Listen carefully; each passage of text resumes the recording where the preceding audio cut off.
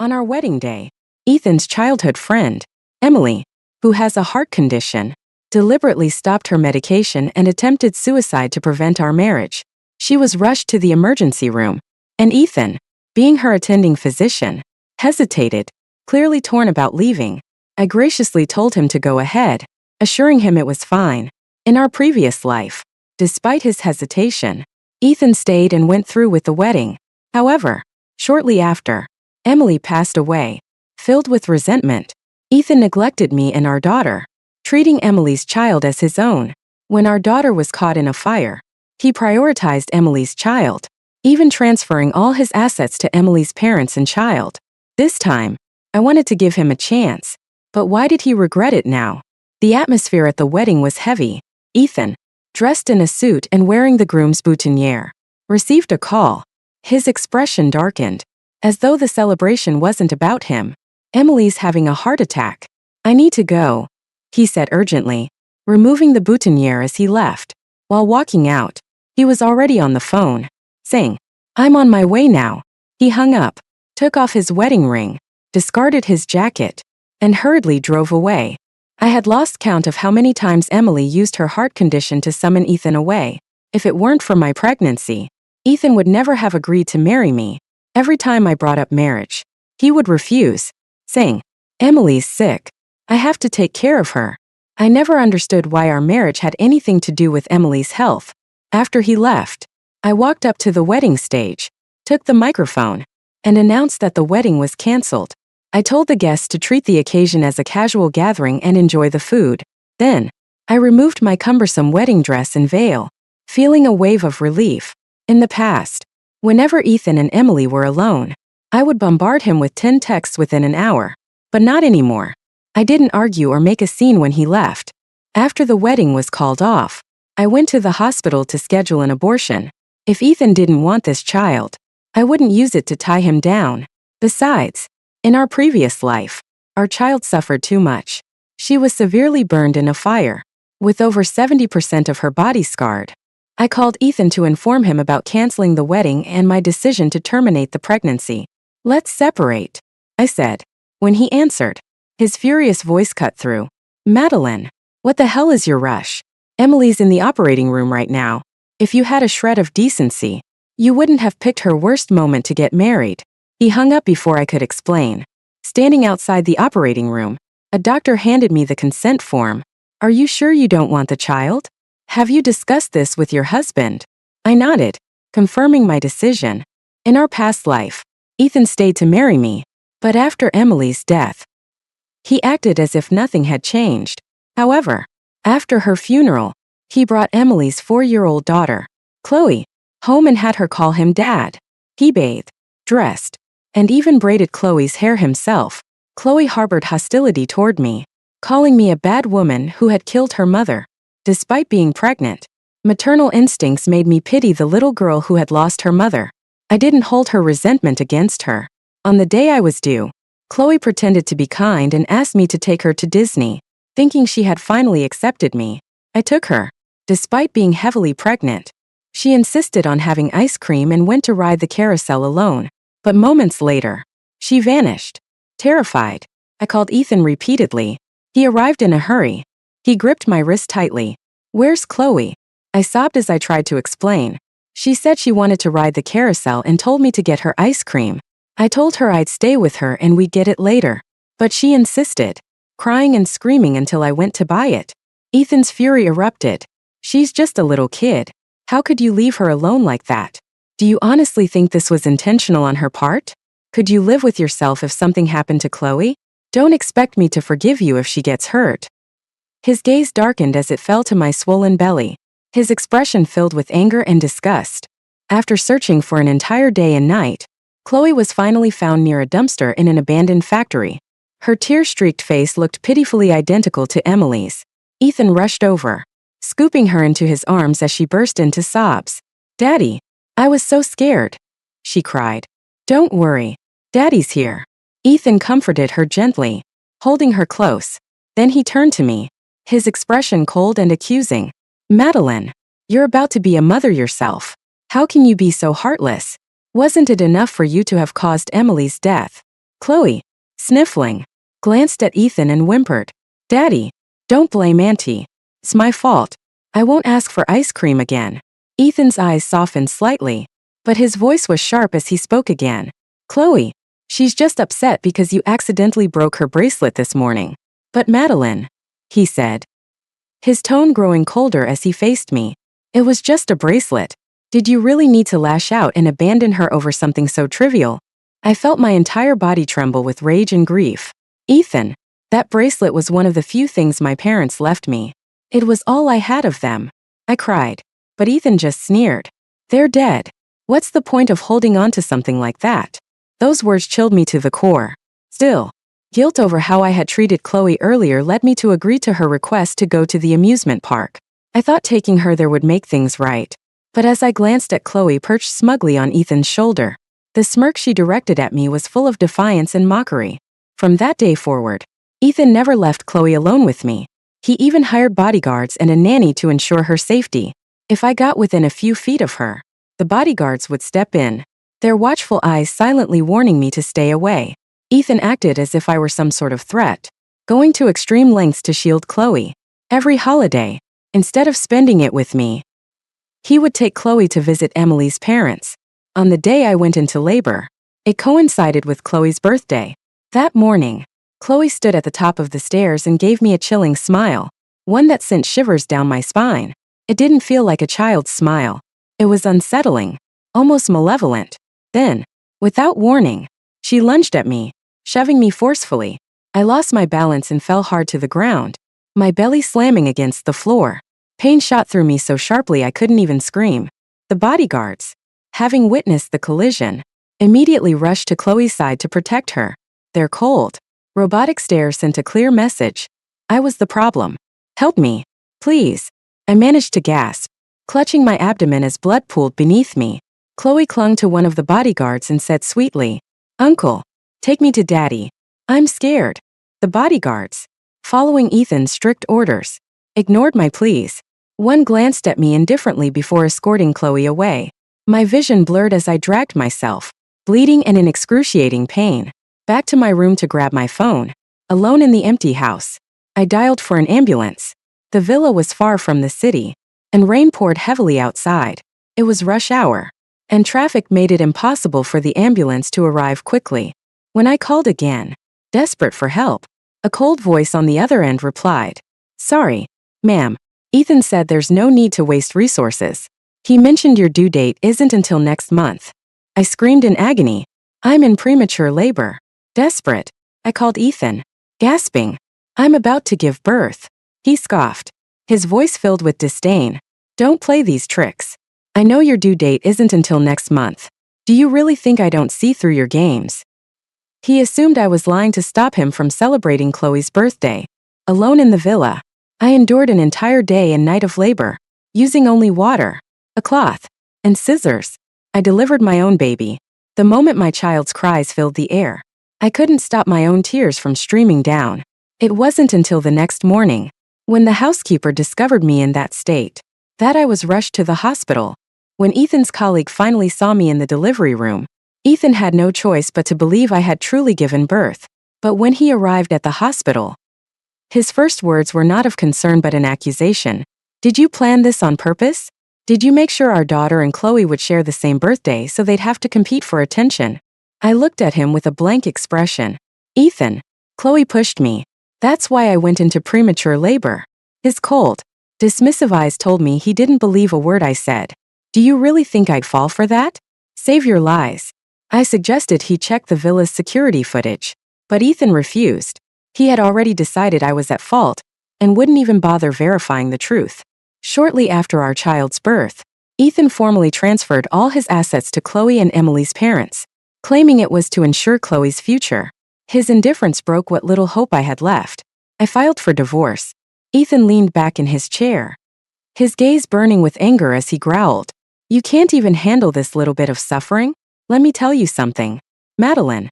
I'll make sure you and your daughter are tormented for the rest of your lives. If it weren't for you forcing me into this marriage, Emily would still be alive." Years passed. My daughter turned 4, and Chloe was 8. One day, Chloe convinced my daughter to go out and play with her, only to abandon her in a desolate forest. Chloe came home crying, "Daddy, what if something happens to my sister? She's lost." Ethan's immediate response wasn't worry but comfort. "It's not your fault. She's just being mischievous." When my daughter was finally found, she was hiding inside a hollow tree. Her face was scratched. Her hands were bleeding from splinters, and her clothes were filthy with mud. I held her tightly as she cried, her small body trembling. "Mommy, I was so scared," she sobbed. Chloe ran up to us and began to cry loudly, as if trying to overshadow my daughter's pain. From that day forward, I refused to let Chloe and my daughter be alone together. Ethan mocked me for being overprotective. "You should be glad your daughter doesn't harm others," he sneered. I ignored his words. If Ethan had been willing to agree to a divorce, I wouldn't have stayed a second longer. But fate always seemed to have more cruel twists in store. One day, a fire broke out in the house. Both Chloe and my daughter were trapped inside. I panicked and tried to run in, but Ethan grabbed my arm. "I'll go. You stay here," he said firmly before rushing into the burning villa. When he emerged, he was carrying Chloe. He laid her down safely, then turned to go back inside for our daughter. But by then, the flames had grown too intense. Without professional firefighters, it was impossible to re-enter. When my daughter was finally rescued, her body was covered in severe burns. She cried out in pain every day, her small voice filled with anguish.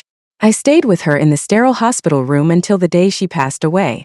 I couldn't bear the heartbreak and fell gravely ill myself, dying not long after. But then, I woke up. It was the day of the wedding again. This time, I knew better. I wouldn't marry Ethan, and I wouldn't let my child endure such a miserable fate. Because I loved her, I couldn't allow her to be born into this torment again. After my surgery, the doctor reminded me to avoid cold foods and take care not to catch a chill. I nodded silently and left. Back at the apartment Ethan and I shared, I packed my belongings swiftly, including all my important documents. Before leaving, I sent Ethan a message. "I've moved out." As I dragged my suitcase downstairs, I ran into Ethan. He looked surprised to see me, his face still tense from whatever had occupied him. "Where are you going?" he asked, his tone laced with disbelief. I told him I was moving out. He nodded absent-mindedly, saying, "Emily is still in the hospital. I'm just grabbing some clothes to take back there. I'll be staying at the hospital for the next few days. Do whatever you want." With that, he left in a hurry. He thought I meant I was moving to the new house, but I didn't bother to correct him. He wouldn't have cared enough to listen anyway. Watching Ethan's hurried, anxious figure disappear, I took a deep breath. When had he ever shown that kind of urgency for me? After the miscarriage, my lower abdomen still ached faintly. While picking up some medication at the hospital, I unexpectedly ran into Ethan. He had just finished a surgery, and his exhaustion was evident. His eyes were bloodshot, and his face was pale. The moment he saw me, he frowned and approached quickly. "Madeline, why are you here?" His tone was tense, as if worried I had come to cause trouble for Emily. "Go home," he said urgently. Just then, Ethan's colleague, Dr. Jacob Joe, rushed over and called out, "Madeline, remember to keep your wound dry." In my previous life, after Jacob sent the ambulance for me, he had apologized profusely and even voluntarily stepped down from his position to help take care of me during my recovery. He had shown more care than Ethan ever did as a husband. I would never forget how Jacob had supported me during my most difficult moments. I smiled at Jacob and nodded. "Thank you. I will."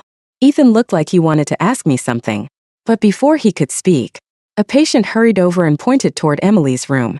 "Dr. Spencer, your wife is having heart trouble again. You need to check on her." Those words hung in the air like a heavy weight. Both Jacob and Ethan turned to look at me simultaneously. Ethan opened his mouth. "She's not my..." But I cut him off. "I'm leaving now." I turned and walked away, ignoring the commotion behind me. On my way out, an elderly woman suddenly grabbed my hand and asked, "Young lady, are you married? Do you have a partner?" I shook my head and said, "No." Ethan, who had been frozen in place, snapped his gaze toward me, startled.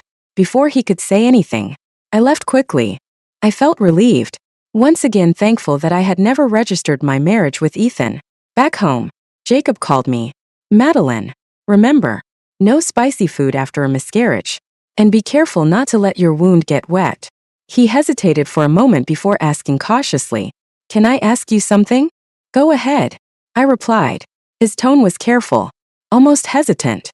"Did you and Ethan register your marriage? Was the wedding finalized?" I didn't know why Jacob was suddenly curious about this, but I answered truthfully. "No, the wedding was canceled, and we didn't register." Jacob seemed to let out a small sigh of relief and muttered softly, "That's good." For a moment, I wondered if I had misheard.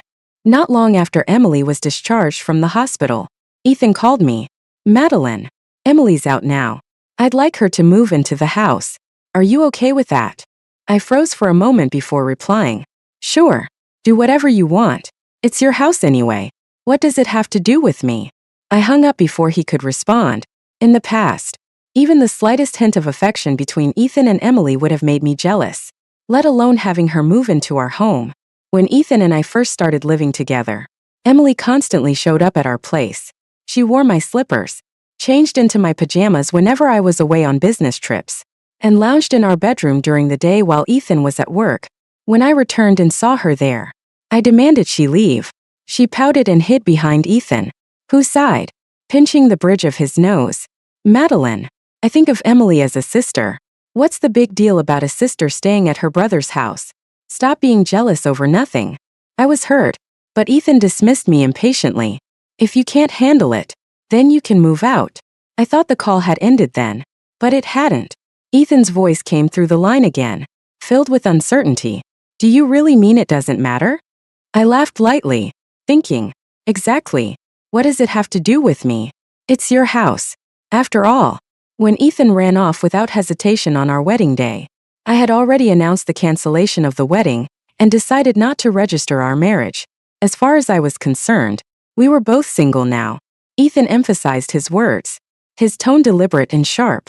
"Madeline, don't speak in anger. Emily is sick, and I can't just leave her alone. She's like a sister to me." Calmly, I replied, "Sure. In my previous life, after getting pregnant and marrying him, I had quit my job. This time, without a marriage or a child tying me down, I continued working smoothly. So, when my manager asked if I was willing to transfer to South City for a promotion, I accepted without hesitation. I had no reason to stay. My parents passed away when I was 18, leaving me without family or attachments here. After work, I went to a company dinner with my colleagues. By chance, I spotted Ethan at a nearby table, also having dinner with his coworkers. When I went to the restroom, I ran into him in the smoking area. Our eyes met briefly, and I continued walking. On my way out, I was surprised to see him waiting for me at the door. I smiled politely and nodded, but he grabbed my arm. "Why didn't you say hello to me?" he asked. I looked at him, confused. Before I could respond, some people called out to him from the private room. "Ethan, Emily is looking for you." Emily poked her head out of the room, her voice sweet and clingy. "Ethan, why are you taking so long?" Our eyes met, and Emily's face lit up with a seemingly innocent smile. "Madeline, you're here too," she chirped, walking toward me. Seeing her made me feel nauseous. Her face reminded me of her daughter, and I couldn't suppress the disgust and chill that ran through me. Despite this, Emily smiled warmly. "Madeline, why don't you come in and join us? These are all Ethan's coworkers." I declined with a slight shake of my head. The sight of her alone was unbearable. During our relationship, when Ethan and I first lived together, Emily often showed up unannounced. She wore my slippers, borrowed my clothes when I was away, and even made herself at home in our bedroom. When I told her to leave, she would hide behind Ethan, pouting. Ethan would sigh in exasperation. "She's like my little sister. What's wrong with her staying here? Stop being so jealous." I was hurt but never knew how to respond. Ethan's patience with me wore thin. "If you can't handle it, then move out," he said. Once, I accidentally overheard him on the phone. He asked someone, "Do you really think this doesn't bother her?" That moment still lingered painfully in my memory. During those days, I tried to be a supportive partner. I would bring Ethan lunch at the hospital, but he always turned me away. "Why are you here? This is a hospital, not a place for random visits," he'd say coldly. "I'm bringing you food," I replied, trying to ignore his tone. He sneered. "I don't need it. Stop hanging around here." It's disruptive and reflects poorly on me.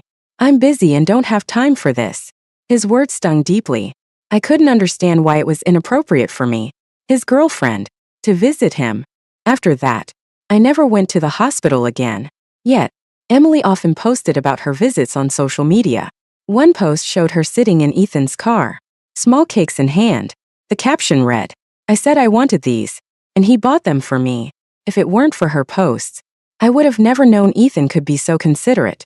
Another post a few days later showed her at the hospital with Starbucks coffee and cake. He works so hard. I'm here to brighten his day. Ethan had scolded me for bringing him lunch but seemed perfectly fine with Emily showing up with treats.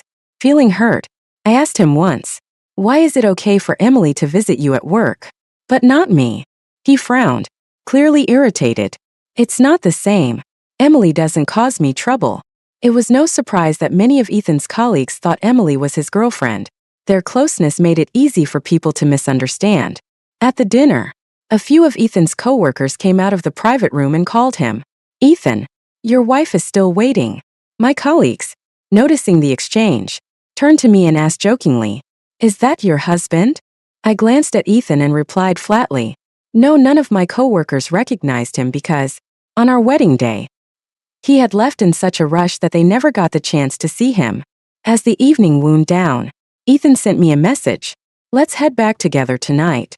His tone was assertive, leaving no room for refusal.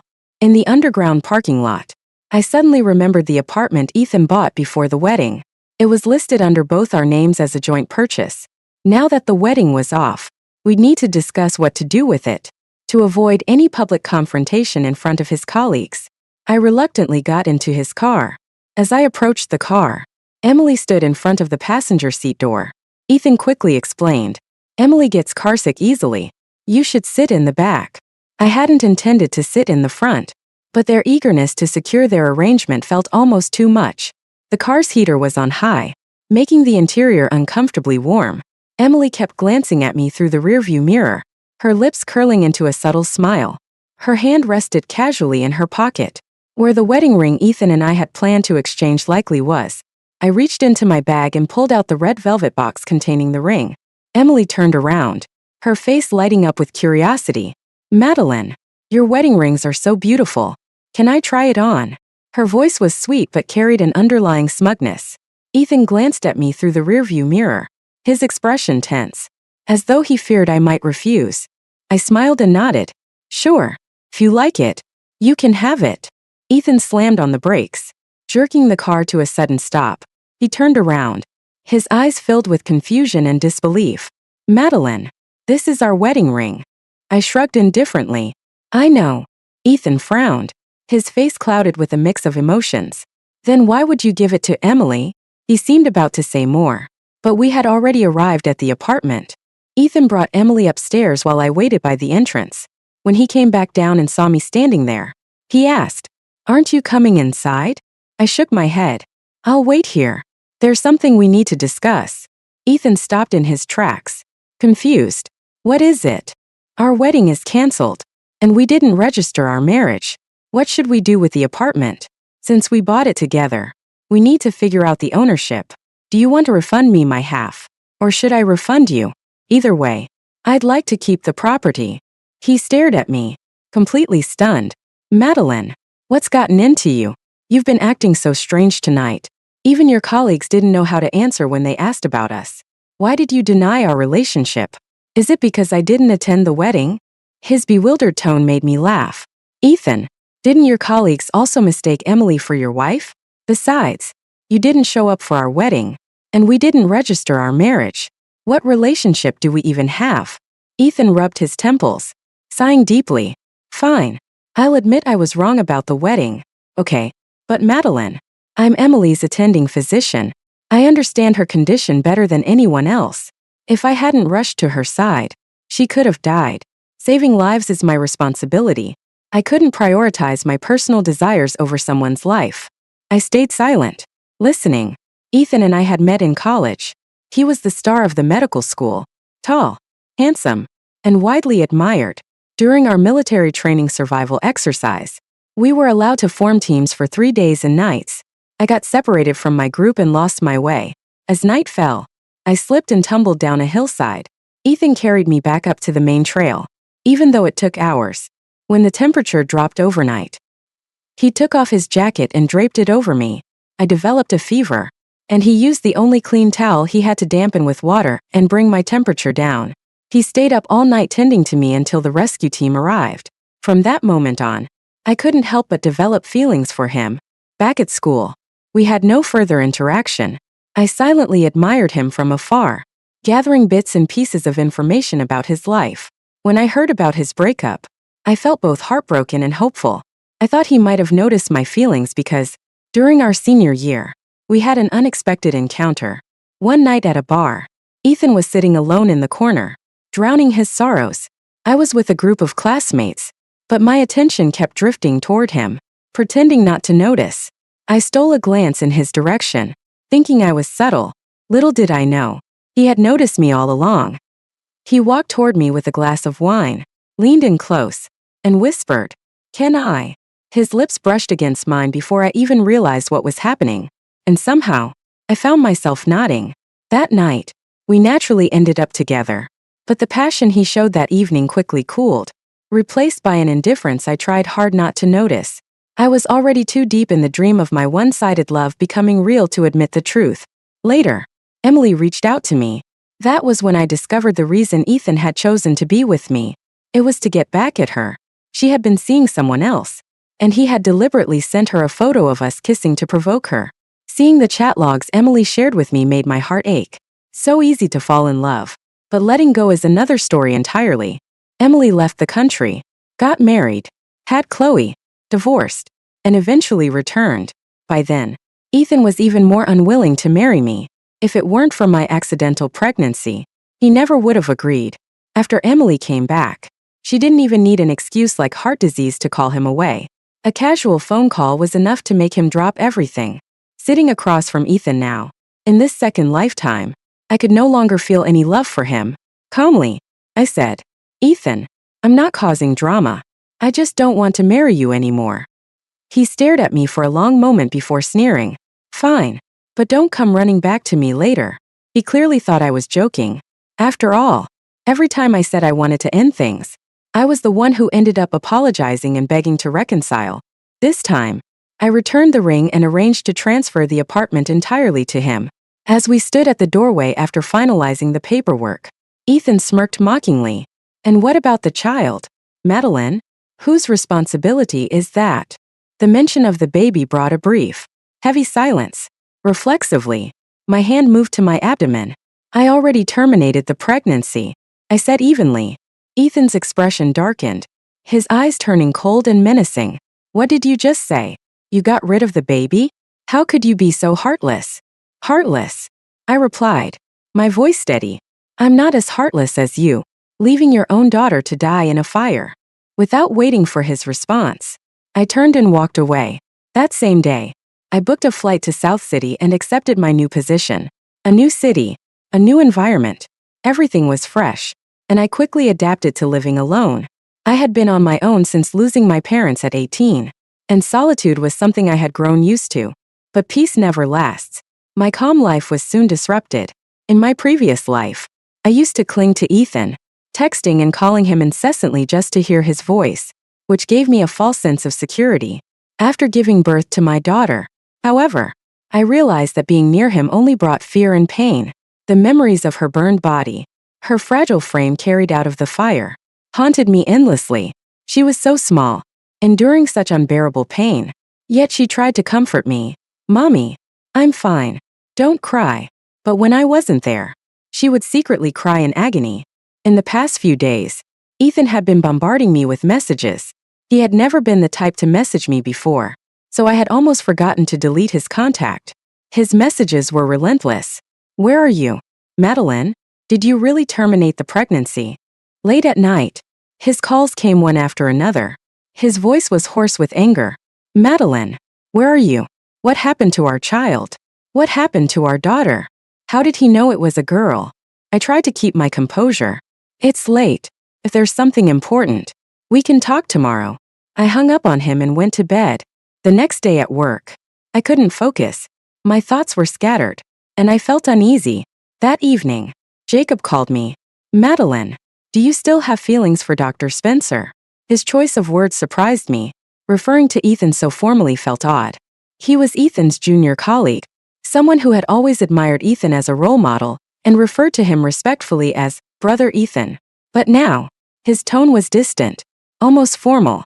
It felt odd. I told him plainly, we've broken up. I don't like him anymore.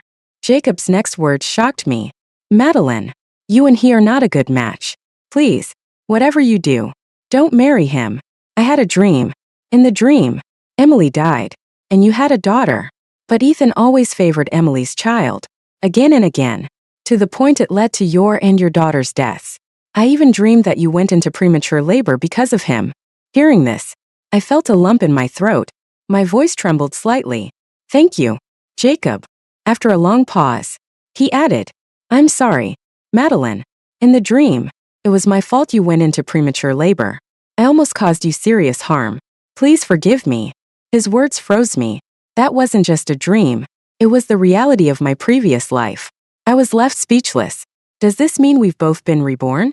It wouldn't be hard for Ethan to find me if he wanted to.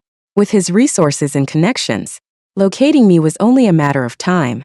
And sure enough, as I left work, I saw him standing outside my office building, his bloodshot eyes fixed on me, and there was an intensity in his gaze that made me uneasy. It reminded me of the Ethan from my past life, and the memory sent shivers down my spine. I stopped in my tracks, trembling slightly as he called out to me through gritted teeth. Calmly, I asked, what's the matter? Why did you terminate the pregnancy? He demanded, his voice shaking with anger. Didn't you want her? Don't you know how well-behaved our daughter is? I couldn't help but laugh bitterly. That's exactly why. Ethan, you don't deserve a well-behaved daughter. Isn't Emily's daughter calling you dad enough to fulfill your dream of fatherhood? Ethan's face turned pale, his eyes red and misty. The steady stream of people passing by made me uncomfortable discussing such matters in public. I gestured for us to move to a quieter spot. Madeline, he said softly, his voice trembling, let's get married. We can have another child. And this time, we'll make sure to have our daughter again. That's when I knew. Ethan had also been reborn. He remembered everything from our previous lives. But how could he have the audacity to bring up our daughter, the one he had essentially condemned to death? I met his gaze, my voice cold. Ethan, you killed your own daughter. You let your constant favoritism toward Chloe destroy her life. You have no right to call yourself her father. His lips trembled as he paled even further, his tall frame trembling. You know everything, he whispered, his voice unsteady. I sneered. Yes, Ethan, I know everything. I've been reborn too. And since you love Emily so much, I'm giving you the chance to be with her. He grabbed my arm, his lips opening and closing as he struggled to find the words. Madeline, I'm sorry. I know I was wrong. After you died, I investigated everything. Emily didn't die. And I saw the villa's security footage. Chloe pushed you. She caused your premature labor under Emily's orders. They wanted you to die, to take you and our baby with you. Or worse, they planned to let you give birth so Chloe and our daughter would share the same birthday, ensuring I'd always neglect our daughter on that day. They wanted her to hate me. To hate you. Ethan's voice cracked as he continued. Chloe deliberately hid at the abandoned factory during the amusement park trip. It was all orchestrated to make you suffer. She had deliberately abandoned our daughter in the wilderness and set a fire to kill her. The thought of it made me want to tear Emily and Chloe apart piece by piece. But even that wouldn't be enough to quench the hatred in my heart. What shocked me the most was learning that Emily had been alive all along in our previous life. She had been orchestrating everything from the shadows, using Chloe as her pawn. A child as young as Chloe couldn't have done such cruel things without someone guiding her. Hearing all of this filled me with a bone-deep chill. As Ethan spoke, his voice broke with sobs. After you and our daughter died, I was devastated. Once I uncovered the truth, I sent Emily and her parents to prison. I'm sorry, Madeline. It was all my fault. Every time I see the evidence, feels like my heart is being torn apart. Like I can't even breathe. I can only sleep if I'm holding a picture of you and our daughter, sitting by your graves, watching his tears. I felt no sympathy, even with Ethan being reborn. I vowed to never let my daughter suffer the same fate again. Ethan choked out through his tears. You've been reborn, haven't you? That's why you told me to go to the hospital to save Emily without hesitation on our wedding day. You'd already given up on me, hadn't you? And I was so foolish, thinking you were being understanding. His eyes turned red as he cried. I thought you were so thoughtful, but you were just completely disappointed in me. Who could have imagined that the Ethan from my past life would return as well, carrying memories of everything after my death? He clung to my hand, unwilling to let go. Ethan, I don't love you anymore, I said coldly. Do you have any idea how much pain I was in when I gave birth alone? My first pregnancy, my first time giving birth. And it became the start of my tragedy. I delivered our child at home by myself, cutting the umbilical cord with a pair of scissors sterilized in boiling water. I only let myself faint after I heard her cry. She was so small, yet Chloe lured her into the mountains, almost killing her there. And when she went missing, your first reaction wasn't to find her but to comfort Chloe. She was just 4 years old. You never celebrated her birthday, not even once. Yet you celebrated Chloe's birthday every year. You have no idea how disappointed she was. Even as she died, she told me not to cry. She asked me, "Why is my dad you?" I practically screamed as I said those words. The pain I'd experienced couldn't be erased, even if I didn't love him anymore. The agony of the past still haunted me. Ethan shook his head, his voice hoarse. I'm sorry. I'm so sorry. The next day, Ethan left South City, but a month later, he flew back, transferring his position to my city. I had cut off all contact with him. Madeline, please, just look at me. I swear I know I was wrong. I let out a cold laugh. Seeing you makes me sick. Ethan pulled out a file folder. Inside was a notarized document transferring all his assets to me. Madeline, I'm giving you everything I own. Please, take it. I ignored his desperate attempts to make amends. The more he begged, the more afraid I felt. Every time I saw him, my stomach churned with nausea. When he stepped closer to me, I couldn't hold back. I vomited right in front of him. The psychologist told me it was post-traumatic stress disorder. At its worst, even being near Ethan caused my brain to go into oxygen deprivation, and I fainted. After that incident, he never appeared directly in front of me again. Instead, he would stand outside, watching me through a window, not daring to come closer. Emily eventually followed him to South City, but Ethan's once gentle gaze toward her had turned cold and filled with disgust. Get lost, he said, his voice icy. I told Ethan, if you dare come near me again, neither you nor your daughter will have a good life. Soon after, Chloe was no longer able to attend kindergarten. Without Ethan's financial support, her family couldn't sustain their normal lives. Previously, they had lived entirely off of Ethan's money, but since Ethan had transferred all his assets to me, he was left with only his regular salary and no extra funds to spare. I messaged Ethan, offering to return the money, but his reply was simple. I'm sorry. I know the harm I caused you is irreparable. The only thing I can give you now is everything I own. I'm truly sorry. Without financial stability, Emily fell into bad habits, gambling away what little she had.